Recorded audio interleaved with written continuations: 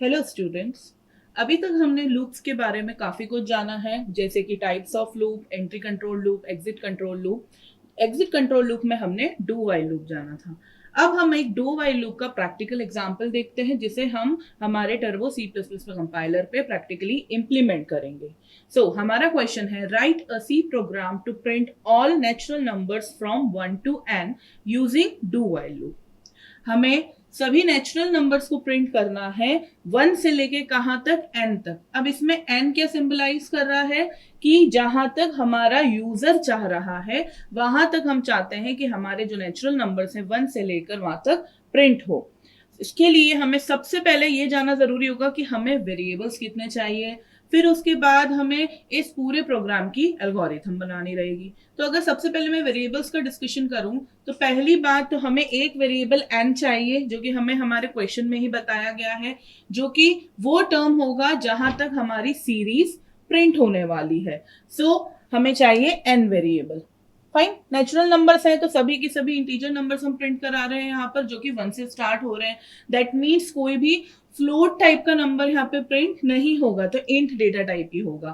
फिर उसके बाद हमें एक और वेरिएबल चाहिए, क्योंकि हम डू वाइल लूप यहाँ पे यूज करने वाले हैं। तो उस डू वाइल लूप के इटरेशंस के लिए हमें चाहिए एक और वेरिएबल। लेट सपोज हम यहाँ पे ले रहे हैं आई। दो हमारे हो गए यहाँ पे वेरिएबल्स, इंट एन एन आई। अब हम क्या करेंगे, इसके एल्गोरिथम्स देखेंगे।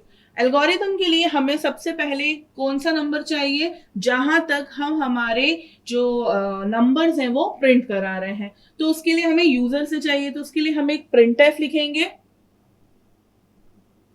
जिसके अंदर हम प्रिंट कराएंगे एंटर दी नंबर। उसके बाद हम एक स्कैनफ लेंगे, स्कैन करने के लिए वैल्यू जो कि है इंटीजर टाइप की एम्परसेंड n। ये हो गया हमारा फर्स्ट पॉइंट, वेरिएबल्स हमें डिक्लेयर करना है। सेकंड पॉइंट, हमें हमारे n की वैल्यू जो है यूजर से स्कैन करनी है, तो हम यूजर से इनपुट ले रहे हैं।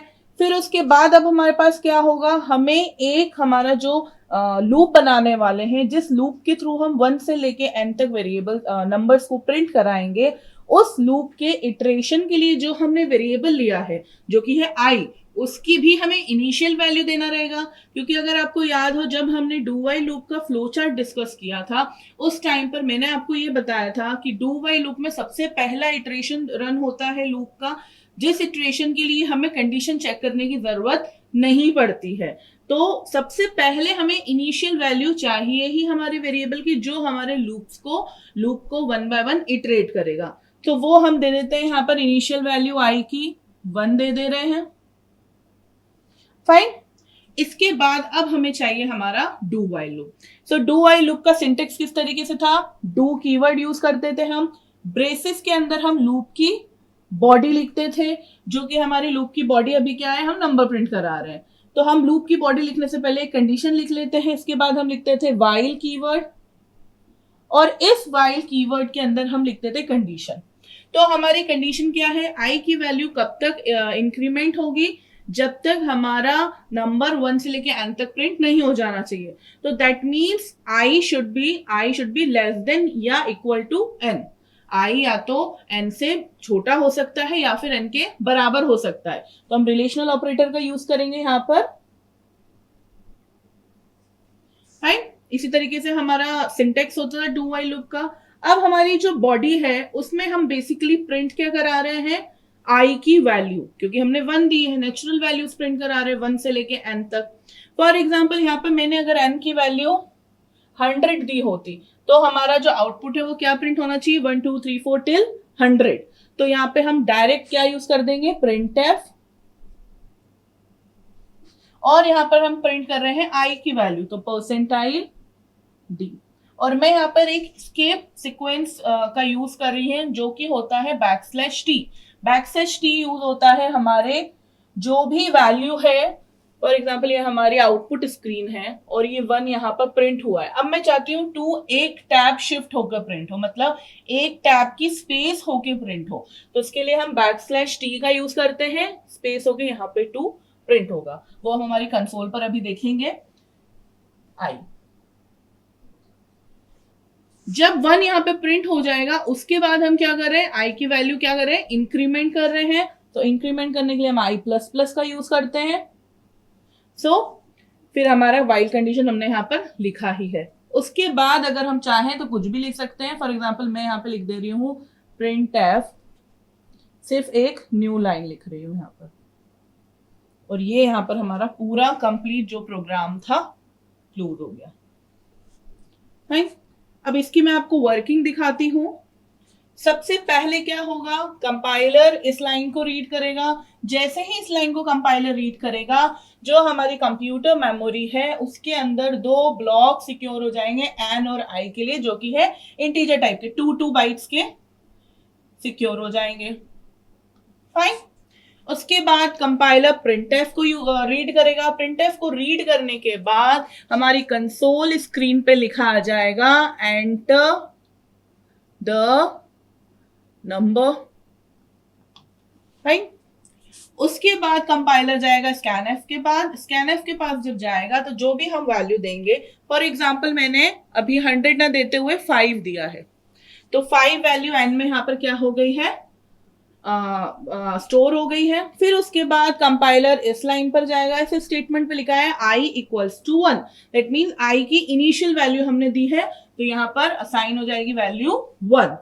फिर उसके बाद कंपाइलर जाएगा डू वाइल लूप पर। डू वाइल लूप है, that means exit control loop है, कोई कंडीशन चेक नहीं करनी है। एटलीस्ट इवन कंडीशन फॉल्स हो भी जाए तो भी एटलीस्ट हम एक बार तो हमारा लूप का बॉडी एग्जीक्यूट करेंगे ही। डू के पास गए, यहां पर आया कंपाइलर, उसने रीड करा printf %d, that means I की वैल्यू, तो उसने यहां पर 1 प्रिंट करा दिया। 1 प्रिंट कराने के बाद उसके पास टैब था, तो उसने एक टैब छोड़कर, अब कंपाइलर यहां पर है हमारी कंसोल पर। उसके बाद उसने यहां पे रीड करा आई प्लस प्लस, दैट मीन्स 1 से वैल्यू क्या हो गई आई की, अब 2 हो गई है। और उसके बाद डू वाइल लूप के वाइल के अंदर कंडीशन चेक करी, 2 is less then n। n क्या है, फिलहाल हमारे पास 5 है, n 5, तो हमारे पास n 5 है, तो यहाँ पे कंडीशन चेक हुई जो कि हमारी ट्रू हो गई, इसीलिए सेकेंड इटरेशन अब रन होगा। अगर कंडीशन फॉल्स हो जाती, फॉर एग्जाम्पल मैंने यहाँ पर कुछ और वैल्यू लगाई होती, यहाँ पे फॉर एग्जाम्पल मैंने आई की इनिशियल वैल्यू क्या दी होती, 7 दी होती और 6 दी होती या 5 ही दी होती, तो आई प्लस प्लस होकर 6 हो जाती और यहाँ पे कंडीशन हमारी फॉल्स हो जाती। तो एक इटरेशन तो प्रिंट होता, आई की वैल्यू 6, 7, 5 जो भी हमने दी होती वो तो प्रिंट होती, बट कंडीशन चेक होने के बाद जब कंडीशन फॉल्स हो जाती तो उसके बाद हमारा लूप एग्जीक्यूट नहीं होता, ब्रेक हो जाता, और फिर उसके बाद हमारा जो कंपाइलर है वो बाहर के स्टेटमेंट्स रीड करने लग जाता लूप के। यहाँ पर अब कंपाइलर ने रीड करा, कंडीशन ट्रू हो गई। कंडीशन ट्रू होने के कारण वापस इटरेशन गया, यहाँ पर इटरेशन यहाँ पर आने के बाद वापस रीड करा प्रिंट एफ %d, तो 2 वैल्यू यहाँ पे प्रिंट हो गई। फिर टैब है, तो फिर एक टैब छोड़ के, ये मैं आपके समझाने के लिए लाइन कर रही हूँ, कंसोल पे कोई ऐसी लाइन दिखेगी नहीं। फिर टैब छोड़ के यहाँ पर आए, 2 से 3 हो गई इंक्रीमेंट होकर वैल्यू, कंडीशन चेक हुई, 3 is less then 5, condition true हो गई। वापस लूप एग्जीक्यूट हुआ, यहाँ पर 3 प्रिंट हो गया। फिर हमारा इंक्रीमेंट हो गया आई का, फिर 4 हो गया, फिर कंडीशन चेक हुई, 4 इज लेस देन 5, फिर यहाँ पे 4 प्रिंट हो गया और सिमिलरली 5 यहाँ पर प्रिंट हो गया। राइट, जैसे ही 5 प्रिंट होगा उसके बाद यहाँ पर इंक्रीमेंट हुआ। अब जब आई का इंक्रीमेंट हुआ तो वो 5 से वैल्यू क्या हो गई, 6 हो गई। अब यहाँ पे कंडीशन चेक होगी, 6 is less than equals to 5, तो कंडीशन क्या हो गई, फॉल्स हो गई। और कंडीशन फॉल्स हो गई उसकी वजह से हमारा जो लूप है वो टर्मिनेट हो गया और बाहर की जो स्टेटमेंट है वो क्या है, न्यू लाइन। तो हमारे कंपाइलर यहाँ आकर हमारा जो पूरा प्रोग्राम था वो क्लोज हो गया। तो इस तरीके से हमारा आउटपुट प्रिंट होगा कंसोल पर। इसका फ्लो चार्ट किस तरीके से होगा, डू वाइल लूप में हम आए, राइट, इससे पहले यहां पर हो गया था इनिशियलाइजेशन i इक्वल्स टू 1। जैसे ही डू वाइल लूप में आए, लूप की बॉडी प्रिंट हुई, और वो क्या बॉडी है, वो प्रिंट हुई है हमारा i की वैल्यू, तो दैट मीन्स यहां पर हमने i की वैल्यू को प्रिंट करा दिया। फाइन, उसके बाद हमने i प्लस प्लस कर दिया, तो ये इंक्रीमेंट हो गया। उसके बाद क्या हुआ, हमारा कंडीशन चेक हुआ है, और वो कंडीशन क्या है, i is less than equals to n, that means अभी क्या है 5 वैल्यू, ठीक है। जब ये कंडीशन अगर ट्रू होती है तो ट्रू के केस में वापस हमारी लूप की बॉडी एग्जीक्यूट होगी, बट अगर फॉल्स होती है कंडीशन तो फॉल्स के केस में जो हमारा लूप है वो टर्मिनेट हो जाएगा और फिर बाकी के स्टेटमेंट्स यहां पर रन करेंगे। चलिए इस प्रोग्राम को हम प्रैक्टिकली हमारे टर्बो C++ कंपाइलर पे एग्जीक्यूट करके देखते हैं।